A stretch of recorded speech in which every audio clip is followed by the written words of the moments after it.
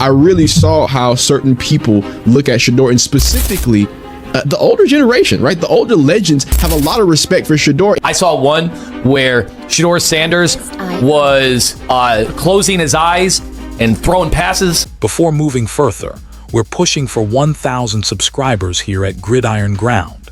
If you're enjoying our Browns and Shedeur Sanders coverage, hit that subscribe button and be part of the journey. Let's build this community together. A four-time national champion walked into a gym this offseason, watched a Cleveland Browns quarterback throw passes with his eyes completely closed, and just nodded. No press release. No coordinated social media drop. Someone else caught it on their phone, uploaded it, and by the time most people sat down for dinner, the football world had completely stopped scrolling. But here is the part that nobody is saying out loud. That gym moment is not the story. It is just the newest entry on a list that keeps getting longer. A list of men who have won at the absolute ceiling of this sport.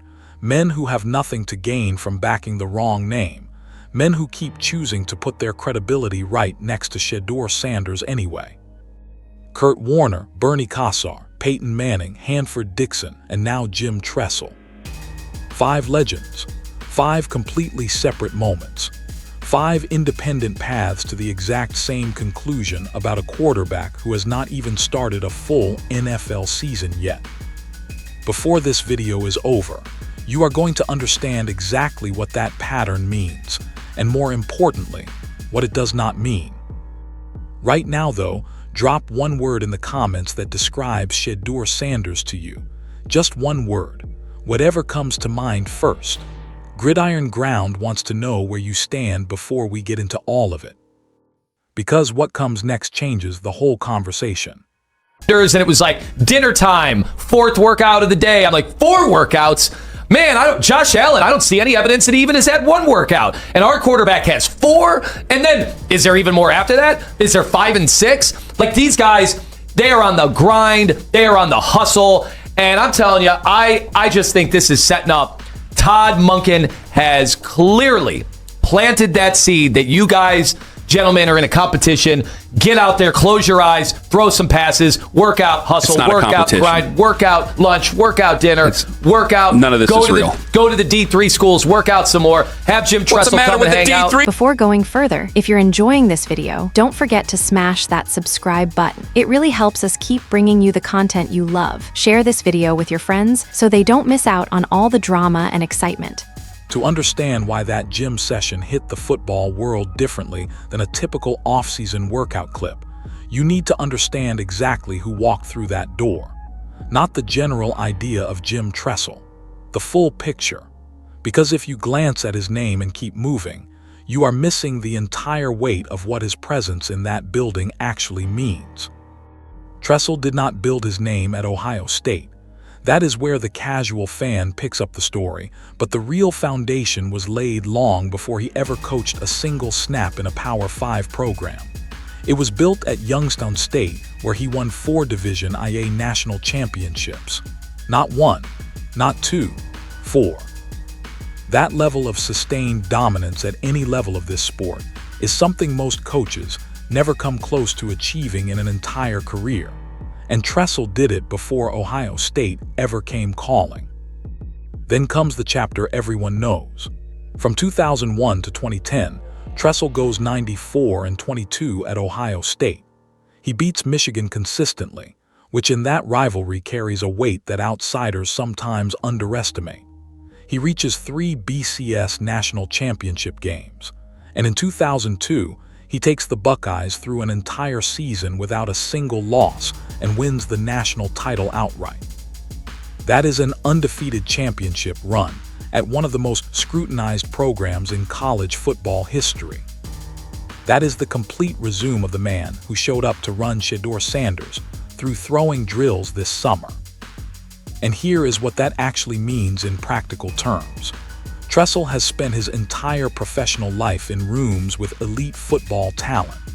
He has developed players who went on to build real NFL careers. He has coached at a level where the margin between a player who looks the part and a player who actually has it becomes very clear very fast. You do not win 4 national championships, then go 94-22 at Ohio State, without developing an extremely sharp eye for the difference between those two things.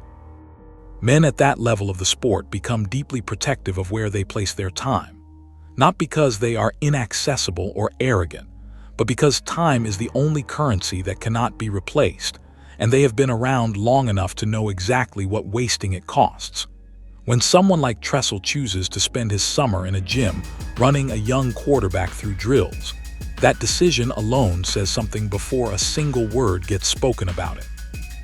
And this was not one visit. The footage that broke the internet was not the result of a single courtesy session designed to generate a headline. Multiple appearances, multiple sessions, returning when he had no obligation to return.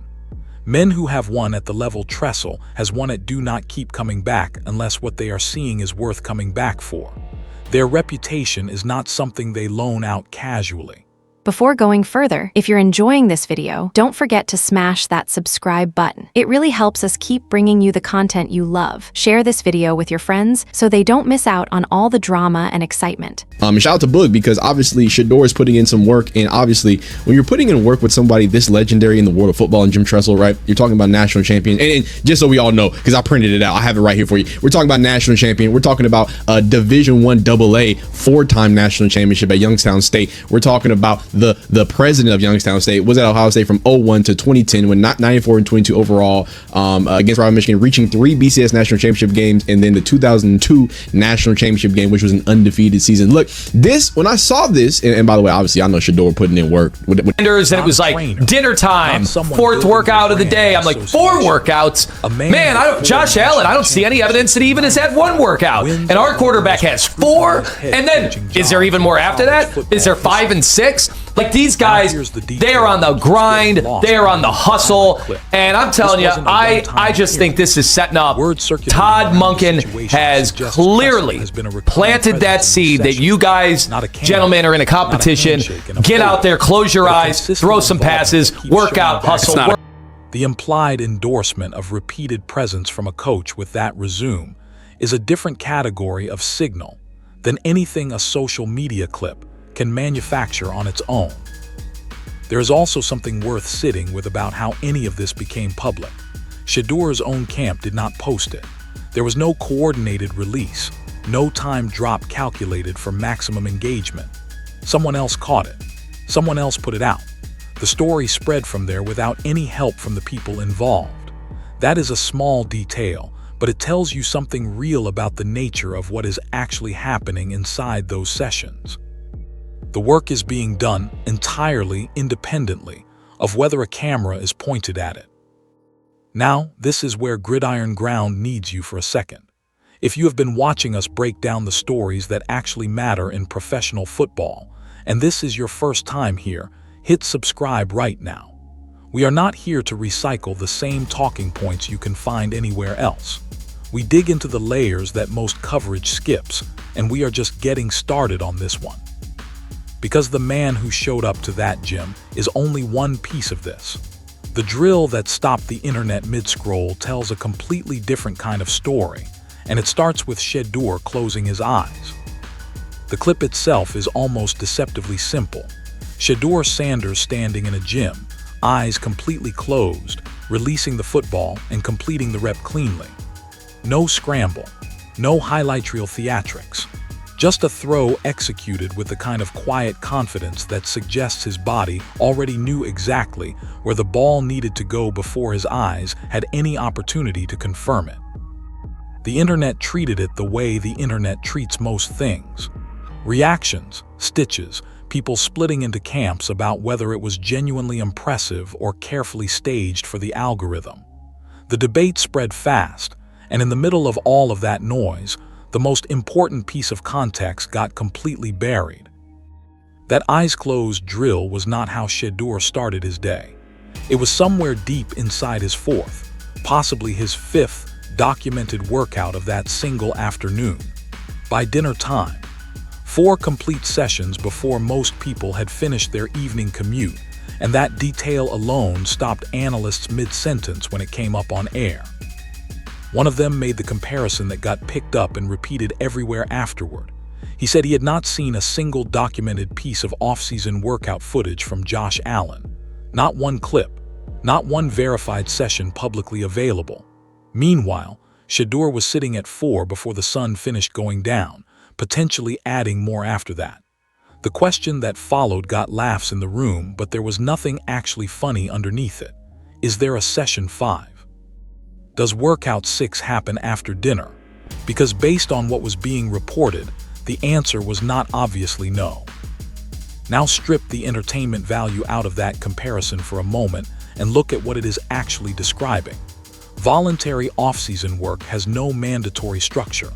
Nobody is grading the reps. The coaching staff is not reviewing film the next morning. The pressure of a real season has not arrived yet. That open space is where you find out what a player is actually made of when nothing official is on the line. What a guy does with that space tells you about the person, not just the player. And the person logging 4 documented sessions before dinner, with a 4-time national champion running drills at the end of it, is telling you something extremely specific about how seriously this competition is being approached. There is also a technical reason why the eyes-closed drill carries more weight than it looks like it carries on a phone screen. At its core, closing your eyes during a throwing rep removes visual confirmation entirely from the process. What remains is pure muscle memory.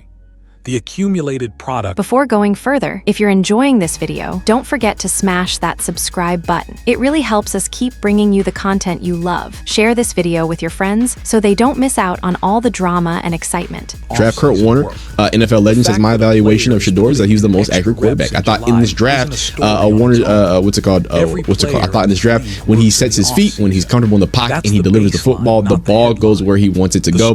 And not Shedeur, but Kurt Warner also did a really good breakdown on Shedeur's debut against the Ravens, and I really feel like he did a good job again. Of thousands of repetitions, where the body has learned the geometry of the throw so completely that it no longer needs the eyes to verify it before releasing. The arm angle, the weight transfer, the timing of the release, all of it becomes automatic rather than conscious. You do not arrive at that point through casual preparation. You get there through the kind of volume that turns deliberate effort into instinctive response. And you do not arrive at it on workout number 1, or number 10, or number 50. You arrive there after the kind of sustained daily commitment that makes workout 4 feel like a natural part of the schedule rather than an extraordinary effort. The Josh Allen comparison was comedic in delivery, but the underlying observation was completely serious. The grind is documented. The habits are visible, and those habits are pointing directly into a quarterback competition in Cleveland that is considerably more complicated than most of the coverage around it is willing to admit. Because the gym sessions and the legend endorsements and the viral clips all exist on one side of a very clear line, and on the other side of that line sits Todd Monken, a practice field, and a decision that no amount of off-season footage can make for him.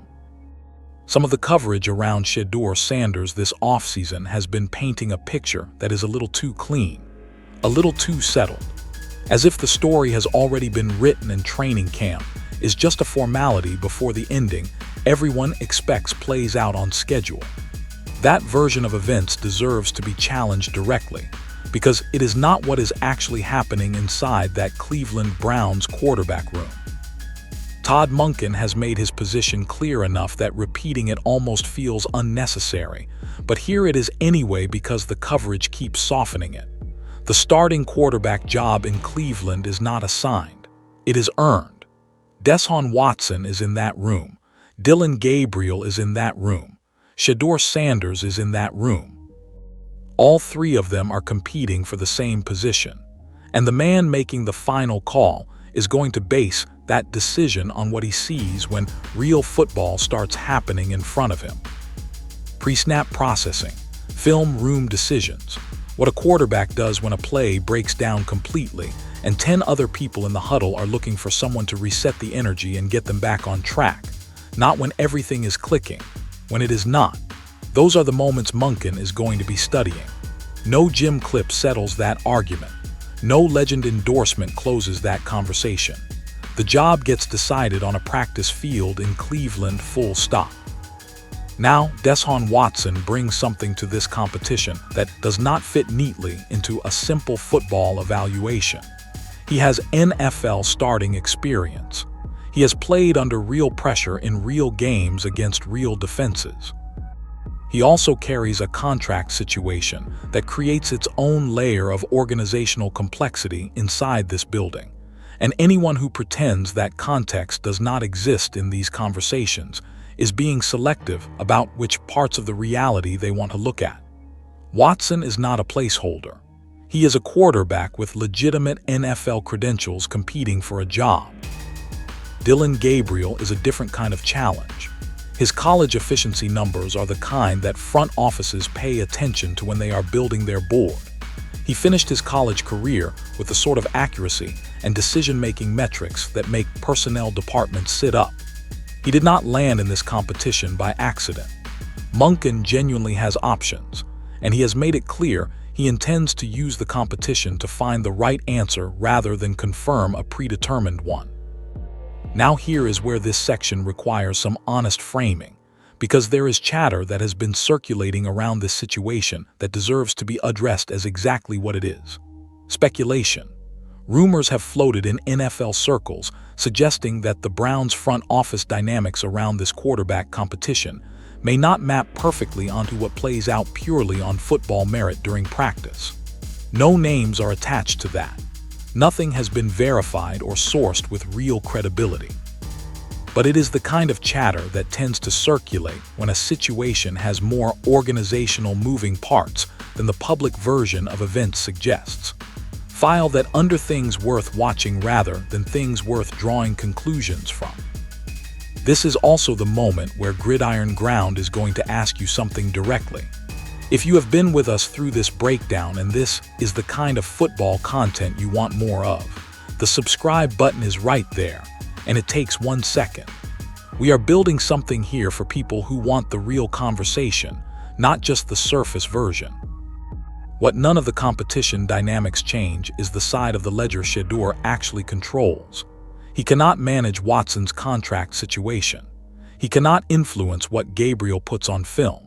What he can do is show up every single morning and put in the work that makes the decision harder to make for anyone who is not him.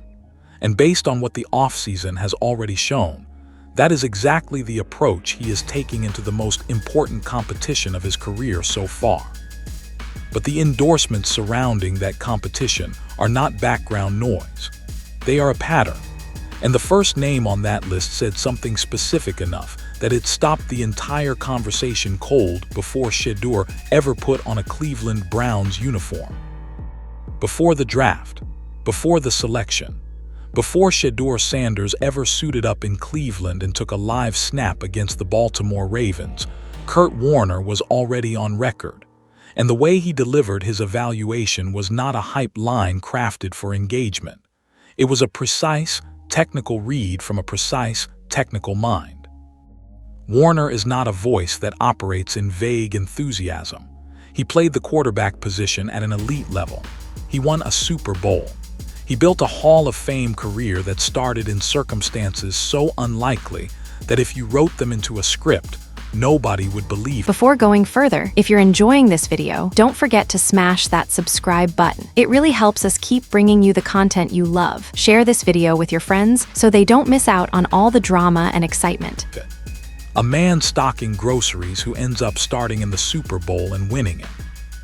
His path to the top of the sport was so unconventional that, when he finally got there, he had a perspective on what the position demands that most analysts never develop, because most analysts never actually played it at that level under that kind of pressure. When Warner evaluates a quarterback's mechanics and decision-making, he is drawing on something that lives inside his own physical memory of doing those exact things. That is a fundamentally different kind of credibility than someone who watched the game from the outside and learned to describe it well. What he said about Shedeur was direct enough that it does not require a lot of interpretation. He called him the most accurate quarterback in the entire 2025 draft class, not one of the more precise ones, not among the top tier of ball placement. The most accurate. His explanation was equally specific. When Shedeur sets his feet, when he is comfortable in the pocket, when he steps into the throw and delivers, the ball goes exactly where he intends it to go. That is not a general statement about ceiling or potential. That is a targeted evaluation of one specific skill from someone who spent his entire playing career mastering that exact skill at the highest level the sport offers. Warner did not stop after the draft, and that follow-through matters as much as the original evaluation did. When Shedeur made his NFL debut against the Ravens, Warner came back and did a complete film breakdown. Real film. Not a narrative built around a storyline someone wanted to push, not a take engineered to generate traffic. He walked through the good throws in their actual context. He addressed the difficult moments with the same honesty he brought to the positive ones. And the underlying tone of the whole breakdown carried a specific kind of respect. The kind you extend to a quarterback you are treating as a real player working through real challenges, not a curiosity or a punchline. That approach tells you exactly where Warner's evaluation actually sits. He is not emotionally attached to a feel-good story about Shedeur Sanders. He is attached to what the film shows him. And what the film has shown him has been consistent enough that his original verdict has not shifted despite everything that happened between that pre-draft evaluation and the live debut footage. In a league where narratives flip based on a single bad quarter, and talking heads reverse their positions before the post-game show is even finished, Warner staying in the same place based on the same evidence across months is its own form of credibility. He saw something specific before any of this began. He reviewed the evidence after it started, and the read has held. Warner's evaluation comes from tape study and deep technical knowledge of the position. It carries genuine weight. But there is a different category of endorsement that hits from a completely different angle. The kind that only comes from someone who has been watching the work happen in person, up close, every single day. The kind you can only form when you have seen the full routine and not just the clips that surface online. That endorsement came from a man who knows exactly what it costs to play quarterback in Cleveland. Not in theory, from direct experience. And what he said did not leave much room for reading between the lines. The most important detail about Bernie Kosar's endorsement of Shedeur Sanders is the one that keeps getting glossed over in the coverage. There was no prior relationship between them before this year. None. No shared camp going back years. No family connection. No history that would create any kind of natural obligation to say something supportive. Kosar did not owe Shedeur a quote. He did not owe him a public statement. He did not owe him anything at all. To understand why that matters, you need to understand what Bernie Kosar actually represents in Cleveland, because his name means something specific in that city that goes beyond a standard football credential. He is the last Cleveland Browns quarterback that the fan base can point to and say with genuine conviction, that guy was ours. That guy gave us something real worth holding onto. He played in an era when this franchise still had an identity at the quarterback position, and he carried that identity under the kind of pressure that this city puts on the people wearing that uniform. Kosar understands what the quarterback job in Cleveland actually demands, not from a textbook, from having lived it. He has watched a long and painful rotation of quarterbacks cycle through that building in the years since, each one arriving with some version of hope attached, and none of them sticking long enough to become what he was for this franchise. He has seen enough of those situations to know the difference between a player who shows up looking serious and a player who actually is serious when the cameras are pointing somewhere else. What happened between him and Shedeur was not manufactured. Shedeur arrived in Cleveland. He got to work. And Kosar, who was around the facility and watching, noticed something before he said a single public word about it. The thing Kosar noticed was not a highlight. It was a habit. First player out to the practice field consistently. Last one to leave. Individual drills being run on personal time, sessions that nobody required, nobody scheduled, and nobody was grading. The kind of work that happens because the player actually wants to be there, rather than because the situation demands an appearance of preparation. That is the version of Shedeur that earned Kosar's attention, not the gym clip that went viral, the routine that exists entirely independently of whether any clip is being made at all. Kosar went public with what he saw. He said Shedeur has the right stuff. He said he believes in him as a QB1 for this franchise. And when he explained the foundation of that belief, arm talent came second. Athletic measurables came second. He led with character and habit, the two things that are hardest to fake over a sustained period of time when you are being watched by someone who has already seen every version of performed seriousness that this sport produces. There was another element Kosar mentioned that tends to get treated as a minor footnote when it deserves more attention.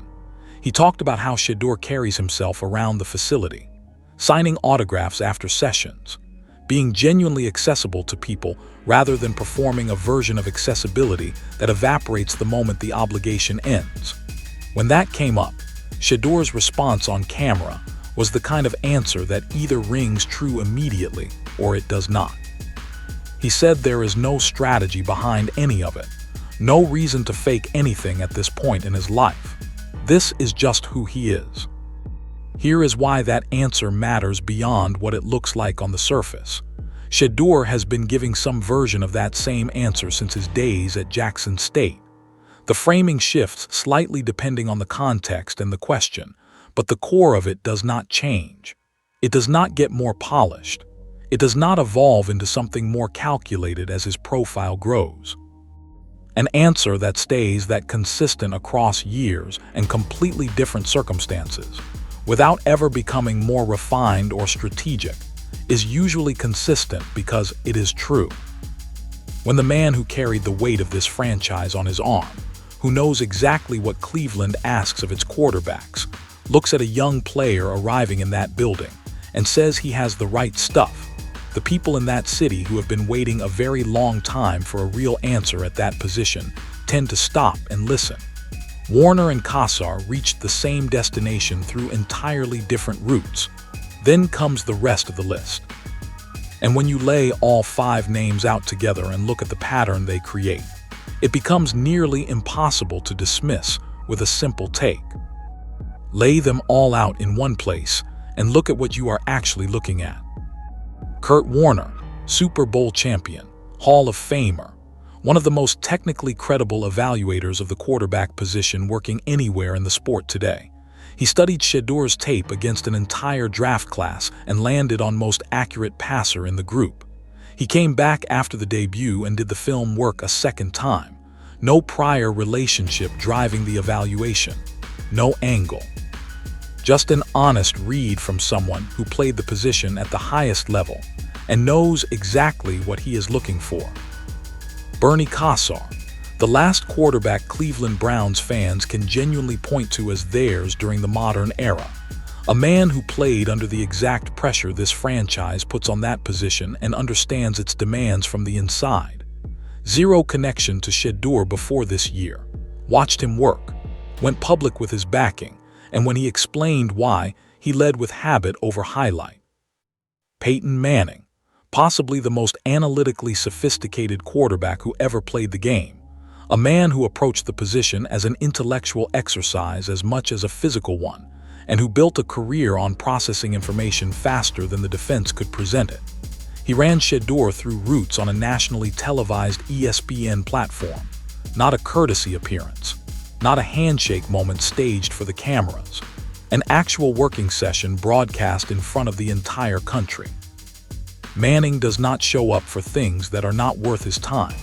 That has been true every single day of his professional life. Hanford Dixon, a man who played in Cleveland, who loves this franchise deeply, and who has watched a long and genuinely painful rotation of quarterbacks come through that building without any of them planting a real flag. He did not hedge when he went public.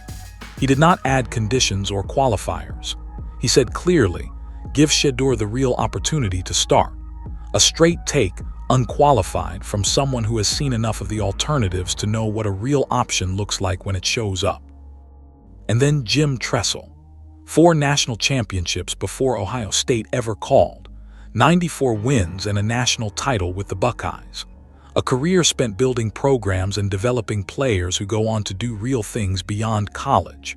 Spending his summer in a gym with a Cleveland Browns quarterback on what might be that quarterback's 4th documented session of the day, running eyes-closed drills when most people are sitting down for the evening. 5 men, 5 completely separate moments, 5 independent paths to the same destination. The skeptical version of this story exists, and it deserves to be addressed directly rather than waved away, because it is a reasonable thing to wonder about. Shedeur Sanders runs one of the more sophisticated personal branding operations in professional sports. Shedeur's public image has been carefully shaped since long before he arrived in the NFL. Some of what gets framed as organic could carry a layer of intentional strategy underneath it. That is a fair question to sit with, but here is exactly where that argument runs into a wall it cannot get through. Jim Tressel does not need the platform that comes from being seen in a gym with a Cleveland Browns rookie. Bernie Kosar's reputation in this city does not grow from backing a quarterback who has not yet proven himself at the NFL level. Kurt Warner's Hall of Fame credentials are not enhanced in any meaningful way by attaching his evaluation to a player who has not started a full season. These men have nothing to gain from manufactured association. They have been around enough genuine talent for long enough to recognize performed seriousness from a considerable distance. 5 of the most credible radars in the history of this sport are reading the same signal, independently, without coordination, across different formats and different access points and different relationships with the subject. That is not a coincidence that a branding strategy explains. Rumors have circulated in NFL circles, and these need to be framed as exactly that, rumors, suggesting that the organizational dynamics inside the Browns around this quarterback competition might not map cleanly onto what plays out purely on football merit at practice. Nothing verified, nothing sourced with names, but the kind of chatter that tends to appear when a situation has more layers than the public version of events is showing. Worth watching, not worth concluding anything from yet. Because what none of that changes is the pattern. 5 independent evaluations, 5 credible sources with nothing to gain, all pointing the same direction. Here is the honest part of this entire conversation, and it matters enough that it needs its own space without anything softening it. No legend endorsement wins Shedeur Sanders the starting quarterback job in Cleveland. Not one of them individually, not all 5 combined. That is not how any of this works, and anyone framing the situation as if the endorsements are themselves a path to the starting lineup is doing Shedeur a disservice by painting a picture that does not match the actual process he is walking into.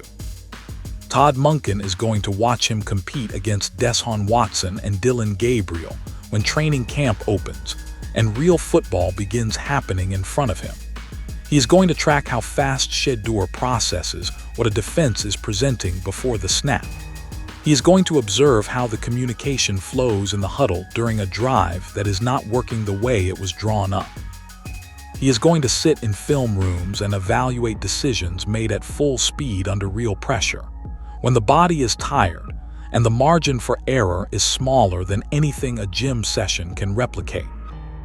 Most importantly, he is going to watch what happens when a drill breaks down, when a series goes sideways, when the energy in a practice drops and the quarterback has to be the one who resets it. Not when everything is clicking, when it is not. Those are the moments that separate players who handle the position from players who own it. No gym clip and no podcast quote from a Hall of Famer tells you anything about how a quarterback answers that specific question.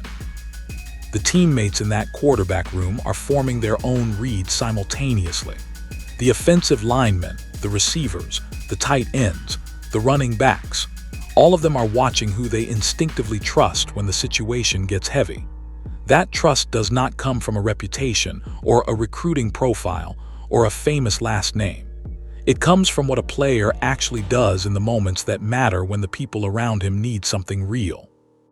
Deshaun Watson is bringing NFL starting experience into this competition. He has played under genuine pressure in games that mattered. His contract situation creates its own organizational complexity that exists independent of football merit. And pretending that complexity does not influence the environment around this competition is choosing a simplified version of events over an honest one. But Watson is not a placeholder waiting to be moved out of the way. He is a quarterback with real credentials, competing for a job he has held at the highest level of this sport. Dylan Gabriel finished his college career with efficiency numbers that front offices take seriously. He arrived in this competition because people who evaluate quarterbacks for a living looked at his college production and saw something worth putting in the room. The job is not assigned to anyone. This is also where Gridiron Ground is going to be straight with you. The reason we break these stories down the way we do is because the surface version of any NFL situation almost never tells you the whole thing. If you have been with us through this entire breakdown and you are not subscribed yet, this is the moment. Because what we do here is give you the real conversation, the one underneath the one everyone else is having. Hit subscribe and stay in it with us. There is also the organizational layer worth mentioning one more time with honest framing around it. Speculation exists in NFL circles that the Browns' front office dynamics around this competition may not align perfectly with what plays out on pure football merit at practice. Nothing confirmed, nothing sourced credibly, but the kind of background chatter that tends to circulate when a high-profile quarterback situation has more moving parts than the clean public narrative suggests. Watch it. Do not conclude anything from it yet. What Shedeur can actually control sits entirely on his side of the ledger.